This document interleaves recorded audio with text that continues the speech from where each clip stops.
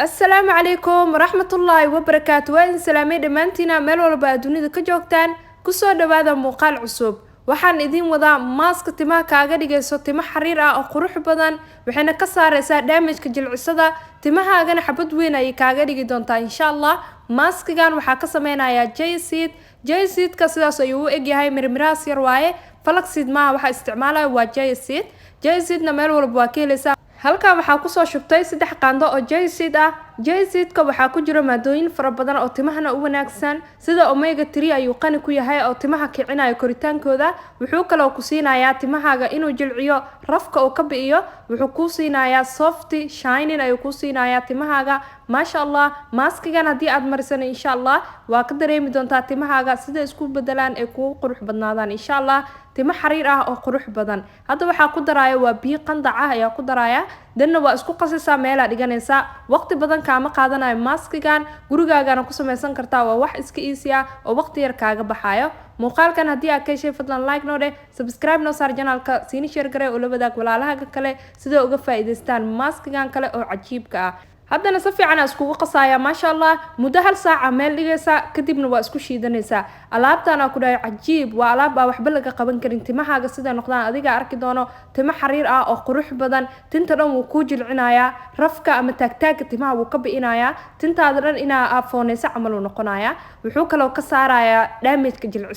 jilcisada kale timaha way rafaadaysaa damage fara badan ay uga tagtaa haddana markii aad soo dhigay sidaas oo jeel u noqday wuxuu dhalayaa jeel oo dhalaya markii uu biyaha uu arko jeelkaas aa ku shiidaysaa maasha Allah biyo yar kor uga daraya si ay makiinada u dhaqaaqdo kadibna waa isku soo shiidaya si fiican iskugu soo jajabin doona insha Allah marka makiinada geesid xoogaa wuu adkaanaya si fiican u shiid makiinada waxyaabaha qallan markii aad ku shiidaysidna kuma dhibi doono insha Allah aad uu kugu shiidmaya hadda markii aad soo shiiday sidaan quruxda badan ay ugu soo baxay maaskigan cajiibka ahaa maaskigan aad uu ku caawin doona timahaaga hadii aad jilciso hor u marisay ama color qaleel aad ku dhibsatay haddana waxaa ku daraya saliid keratin oo ka samaysan baamiye karooto saliidan waxaa loogu talagalay damage-ka jilcisada si lamida tinta keratin ay siinaysaa way ku qurxinaysaa way jilcinaysaa madowna way ku siinaysaa insha Allah hadii aad rabto saliidaas meesha aad ka heli karto qaybta commentiga ayaa lambarka idinku reebaya ka dalbada insha Allah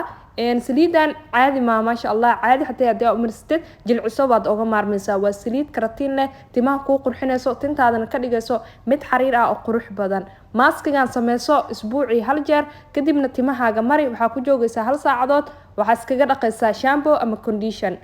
marka aad timahaaga marinaysid ayaa sameysanaysaa hadii uu fridge ku yaalo in kugu filan oo badan waa sameysan kartaa fridge waa gashan kartaa fridge hadii uu ku oolina maalintii aad marsanaysid ayaa sameysanaysaa maasha Allah tintaada sida noqoto quruxda adiga arki doono maaskaad fara badan ay idin soo gudbiyay